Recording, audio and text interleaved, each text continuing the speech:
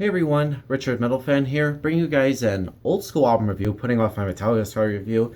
And since it's like the day before Halloween, I just figured why not review this album.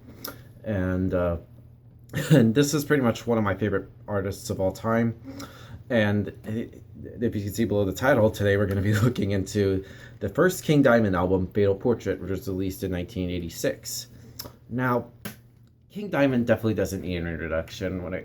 One of the best vocalists in metal, and pretty much one of the best in the genre. I think he's one of my favorite vocalists of all time.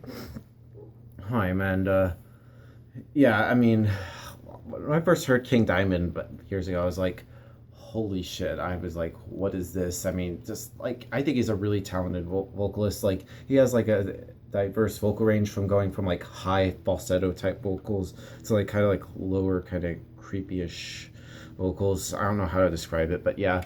Further backstory about this album. Now, the band formed in 1985 after The King, guitarist Michael Denner, and bassist Timmy Henson, who were all part of the band. Merciful Fate kind of left because they had like musical differences with one of the members from, I believe.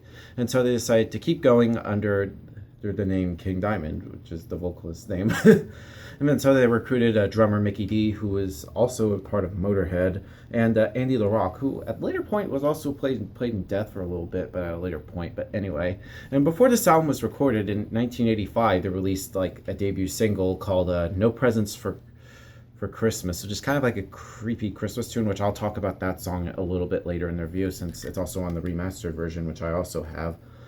And when I compare it to like other King Diamond albums, this is one of the few that's not a whole concept album. Like, only the first four and the song "Haunted" have a concept to it, and the concept was about a little girl named Molly, who was locked in a attic by her mom until she eventually died, and apparently her mom painted like a portrait of Molly over her fireplace, and apparently it sort of like a ghost came out from the portrait, and apparently was haunted at her mom until she basically went insane, basically, which is just I don't know, it's just kind of like a twisted story. But yeah, and like the production on this album is really great, produced by King Diamond and Rune Hoya, if I'm saying that right.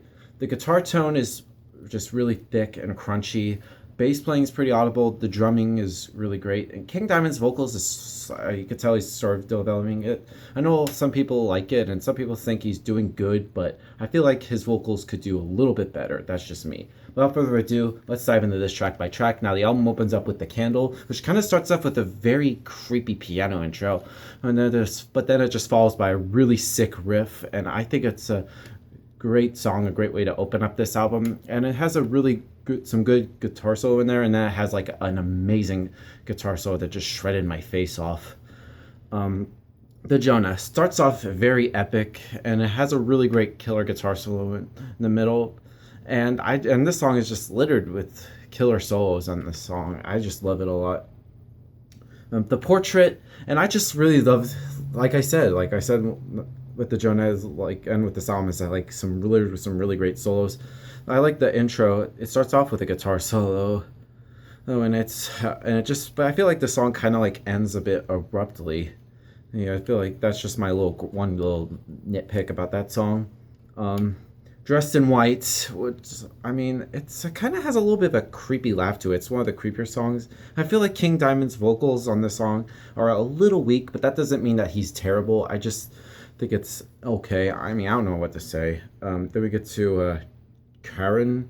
Has a very catchy riff and some nice solos.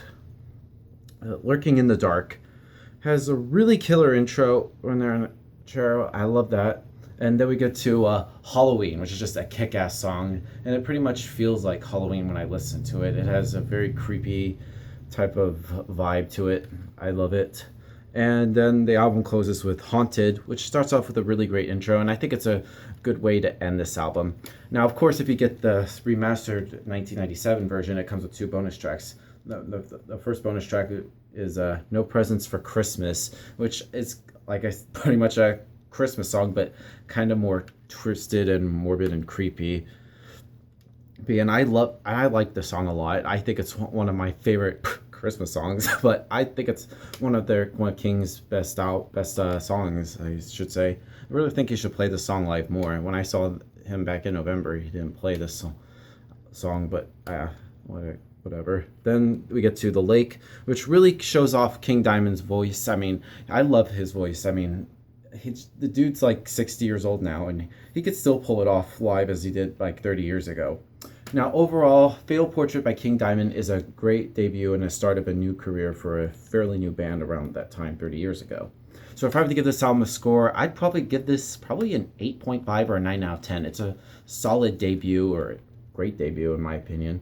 So yeah, that's my review of Fatal Portrait, guys. Let me know what you guys think about it in the comments. I'll see you all in the next video, and keep it metal, and happy Halloween. Or tomorrow Halloween, whatever.